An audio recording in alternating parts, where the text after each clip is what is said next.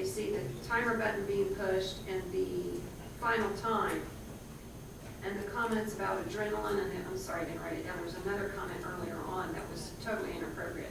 If all those comments come out, and it's just what they're attempting to prove, the time it took to shoot 13 9mm, the time it took to shoot 13 223s, and the sounds of those respective guns, what is the prejudicial factor that outweighs that probative value? Assuming that only this is my timer, this is what it took to fire, comes in as testimony. I think that's okay as far as what he has said. The rest of it I object to because it's unprompted testimony and not responsive to any question.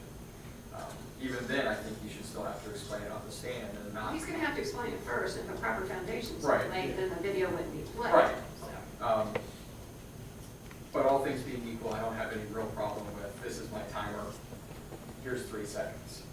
I don't have any real problem with that testimony within the videotape. The issue that I have, though, is that an audio and video demonstration oftentimes has greater impact than live testimony.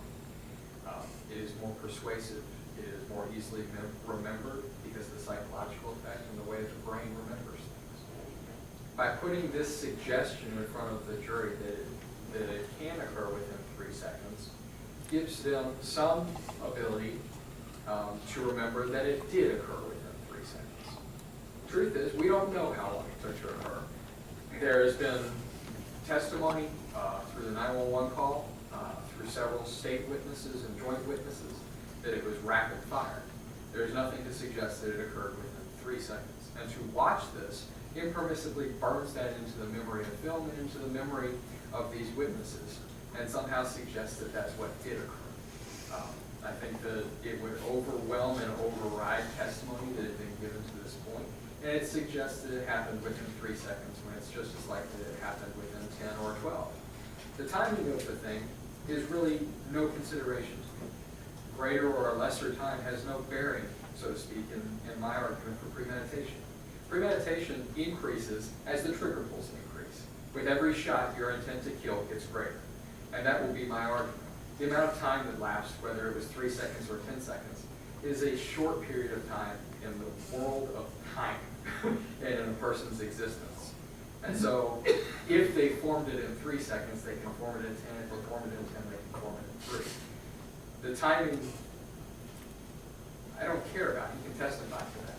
It's the representation that occurs and the indelible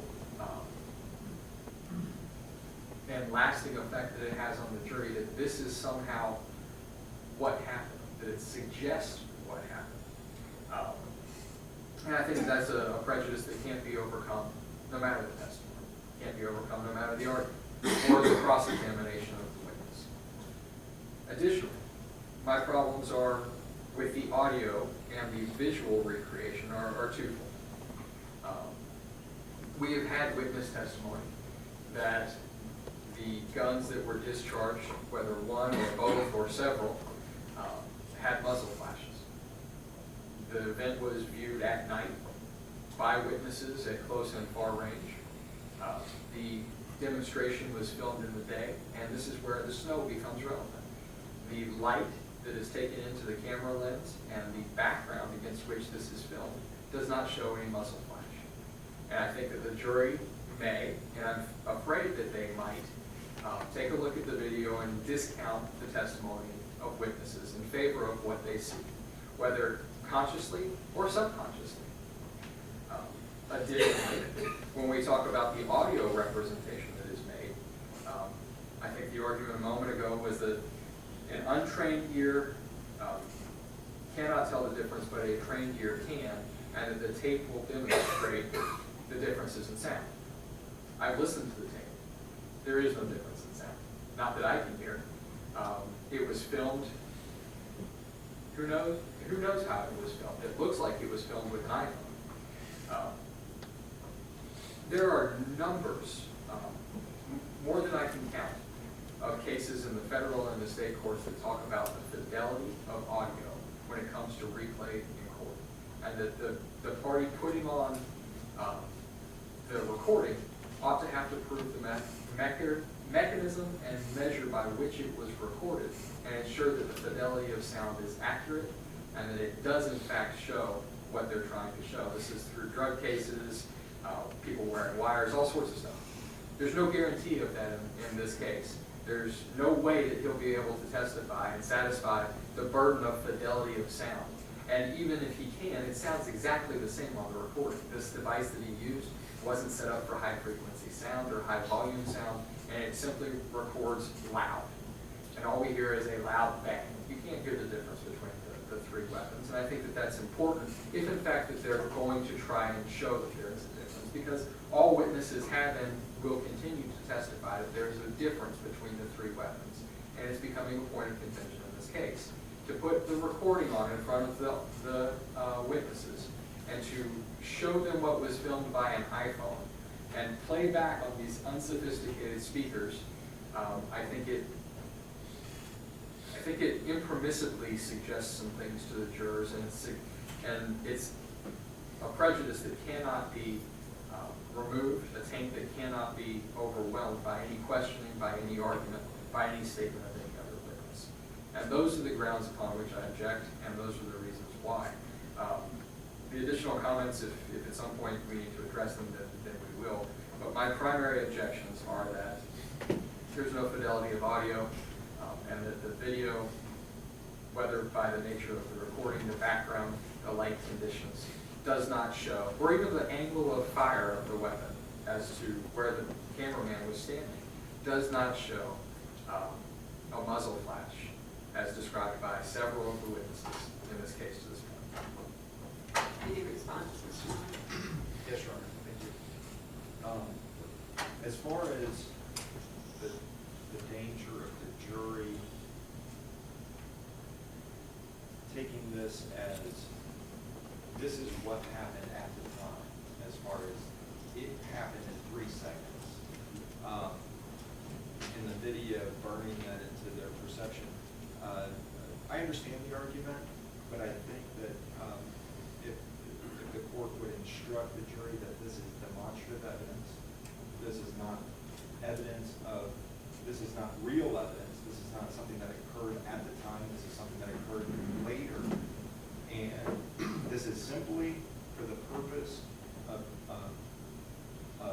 demonstrating how fast the event can happen, okay, then there would not be the danger of the jury assuming that well, it happened in 3 seconds, that's what happened. And so there, I think a cautionary instruction would be appropriate to address that issue.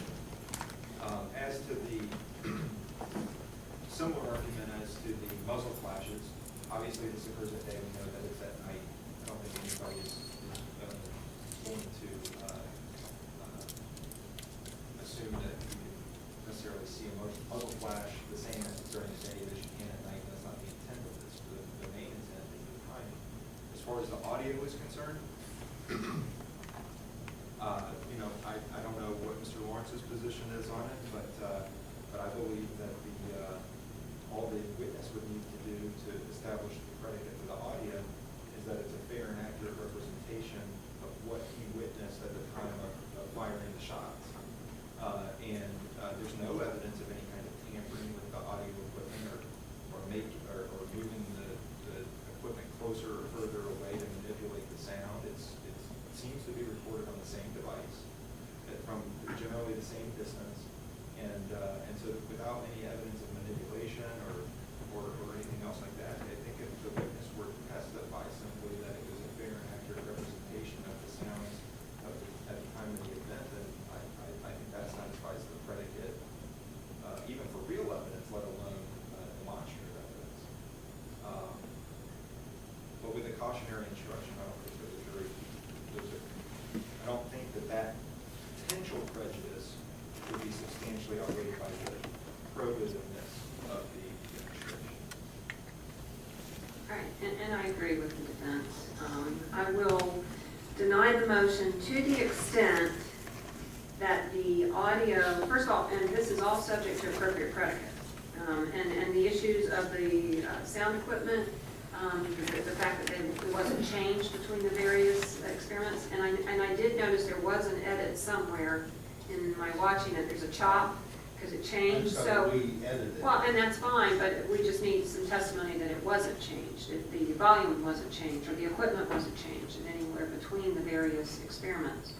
One of the other comments that needs to come out is where he talks about, and that's when I'm aiming, or something like that. I mean, basically, all of his comments except explanation of his timer and the shot and showing the time, that will be allowed, because I do think the probative value of both the time and the sound is not outweighed by any prejudice to the state. In fact, I think maybe the state conceded that it didn't really matter as to the time. And as to the sound, it doesn't sound different. That's perfect. There's no prejudice there. If it sounds the same, they can argue that, but you can address all of the factors that you address: time of day, lack of muzzle shot. The guns sound the same on cross-examination. I think that is sufficient.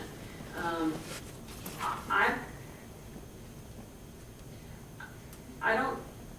not a fan of cautionary instructions or explanations from the court as to what this does or doesn't address. I think that's more appropriate on both direct and on cross, to show the limiting factors so that there's no instruction from the court as to how much you should pay attention to it.